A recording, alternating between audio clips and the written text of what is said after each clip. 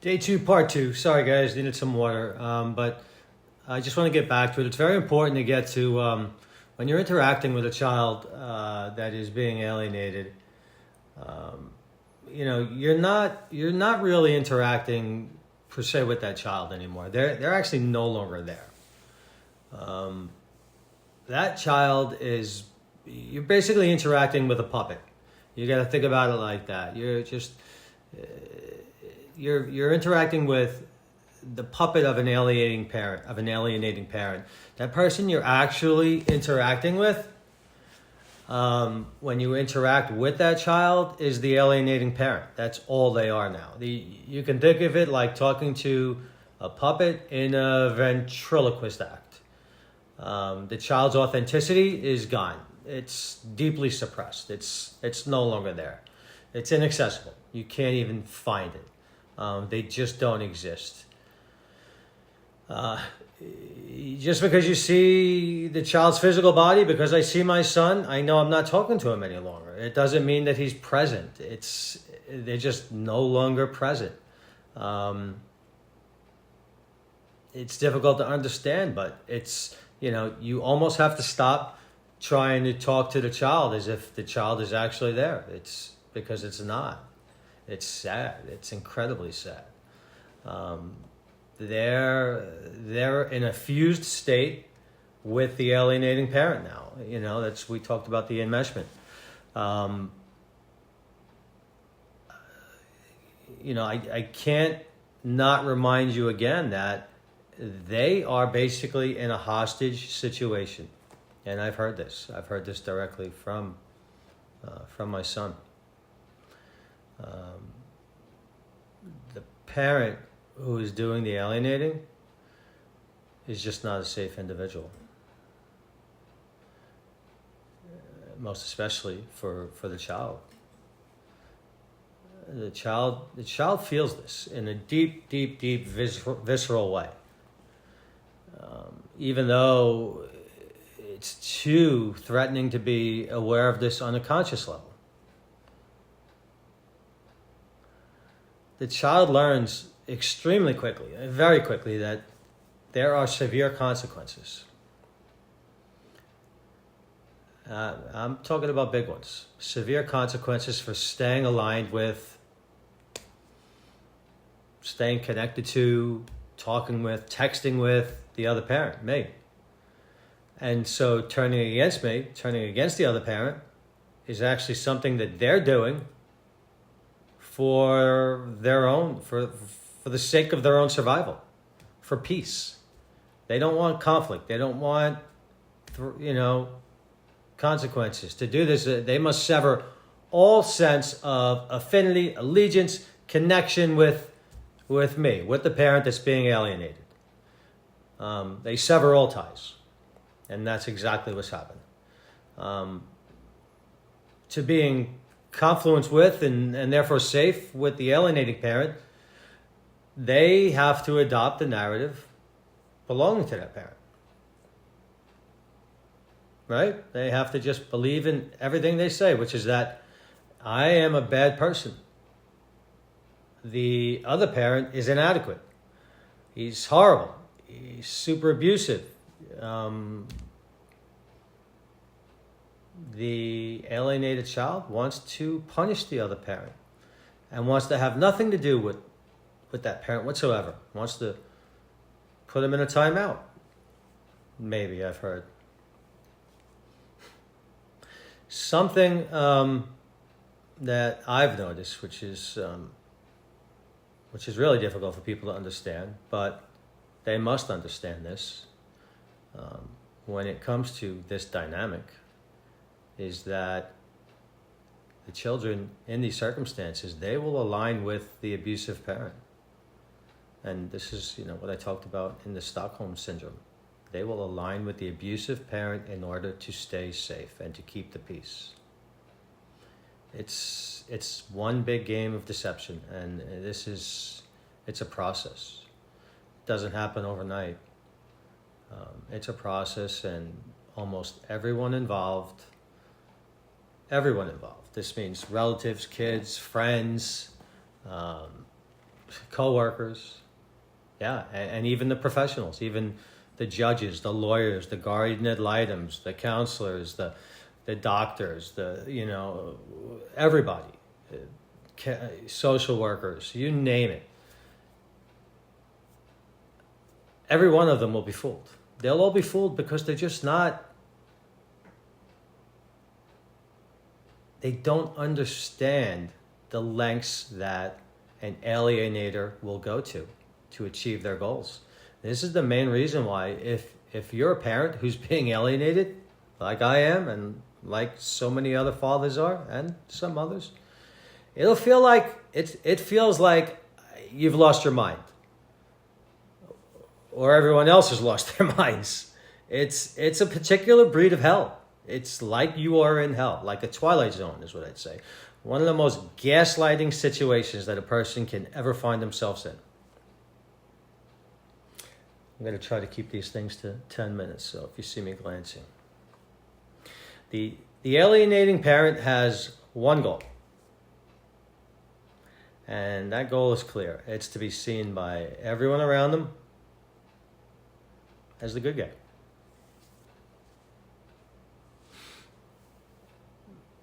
They must get everyone around them to see me or the other parent as the bad guy. So as to manipulate them to participate in their aim to alienate me, to alienate the other parent, and from the child, and even potentially from everyone else in their life. I mean, I have struggles with my other daughter right now because of it. This means that every strategy they come up with to achieve this negative aim must not look like it. They can never show that this is what they're trying to do. Obviously. But they're really, really good at disguising it. They keep it hidden. They explain it away. Smoke screens, people. It takes patience, it takes time, it takes some skill, some knowledge, some intuition to really see it. They take, great care to make sure that all this will happen and to make it look like they are the good person, when in fact they're not. They're dangerous. They're actually committing crimes. And, they'll go to great lengths to make sure that the other parent looks bad, looks so bad, to justify what they're doing. The alienating parent will literally convince themselves and everyone else around them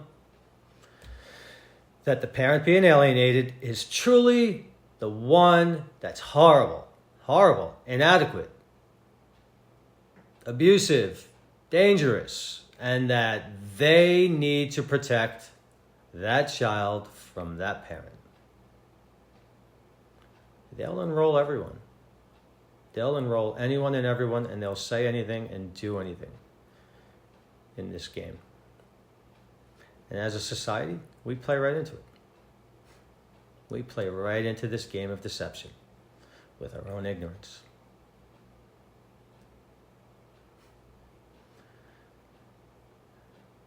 Our own ignorance, our own reluctance to accept that a parent can actually do this in the first place. How is it even possible for a parent to set up a hostage situation with their own child? This is what I get. I get this feedback from law enforcement, from people I talk to, from different advocacy groups, although the advocacy groups are obviously up on it. But like parental alienation is, it's been described as, it's an Olympic level triangulation game. These people are good. The subconscious intention when it comes to triangulation is to divide, right? That's part of the game. When they triangulate, they're using one person against the other.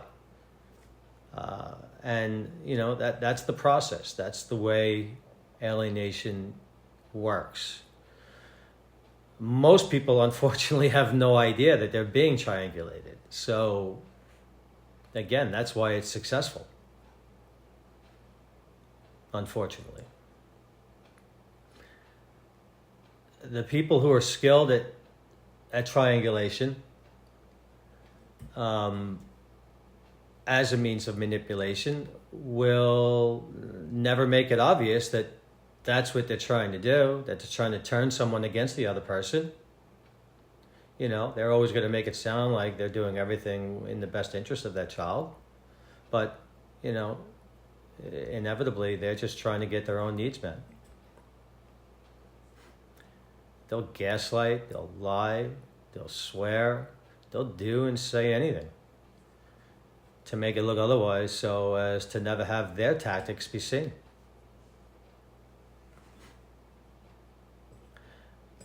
The most common tactic or camouflage that they'll use, well, there's two things. There's two things that typically you'll see. The first thing that they use, which I've seen, is other people's triggers. And the second thing is actual issues that may be there. We all have issues. Nobody's perfect, right? We all have our inadequacies and our struggles and some things that we don't do like we should sometimes. It's not terrible. It's just who we are. We're human. The first thing is, let's talk about the triggers, which this was so obvious in a lot of the court hearings. The parent who's doing the alienating they'll sense values, motivations, needs, insecurities, pain points of the people around them, the people that they're playing this game with, to get them in their favor. The best way for me let me give you an example. So let's say they keenly ascertain that a professional or a guardian ad litem or a lawyer or a counselor that they're dealing with has real personal triggers around, let's use absenteeism, just absenteeism. And it's an example. And has dedicated their entire life to bringing families together. So that's going to be a big trigger for them. The alienator will then highlight any hint of absenteeism in the other parent. Even set up scenarios like they'll give them examples that the other parent, they'll give the other parent wrong information, like they'll give them a wrong time to be somewhere at a meeting point where they're going to exchange, the child. So that when they'll set them up for that absenteeism to happen. So when it does happen and the professional sees it, it triggers them. It's going to strike such a chord with that professional, trigger them, that they're going to develop an issue with the alienated parent. Like, oh yeah, you're right. He is a bad person. Look at that absenteeism that he does. They will not even realize that fire between them and that parent has in fact been created by the alienator themselves. Well, maybe they have, but that's a tactic. The second one is a little bit simpler, and basically what they do is they'll just dwell on whatever flaws the alienated person has, or I have, whatever flaw I have that exists. Let's say even within a relationship with that child. Maybe I like to give fast food, McDonald's, to my kid, and they'll just play up on that to distract everyone else from the game. Like, oh look, he feeds him bad food, or he gives him pizza every day, or McDonald's, or let's say an alienated parent isn't good at dealing with his child's emotions. It's a real problem, right? It's going to cause an issue between the parent and the child, or it can negatively affect the relationship between the man and his kid. What the alienator does is they make sure that everyone is super aware of that. They're going to scream it from a mountaintop. Look at him. Look at how bad he is at dealing with his child's emotions. He's horrible. Horrible person. This is the problem. This is why the kids are turning against him. He's awful. He cannot deal with his kids' emotions. Seeing as how the thing they've decided to hide, their strategy behind, is real. It actually does exist. No one recognizes any deception occurring because, look, they have something tangible. What they fail to realize that something real could just be the best form of a disguise tool. And that's exactly what it is. It's a disguise tool that a parent could use to disguise their own game. Brilliant.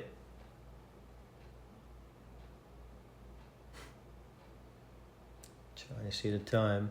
I think we got a couple more minutes. And then I'll cut it off and do another part. But I'm just going to be honest with you, man. Like, most of us, unfortunately, we're not good at saying more than what's on the surface. We just, maybe we don't care. We got other things in our lives. We got other problems. We got other issues. We got our own problems.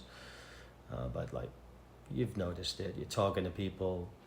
People rarely, recognize things. They're definitely not going to recognize triangulation when it occurs. But we'll talk about that more a little bit later. I'm going to stop here, and I'll be back for part 3.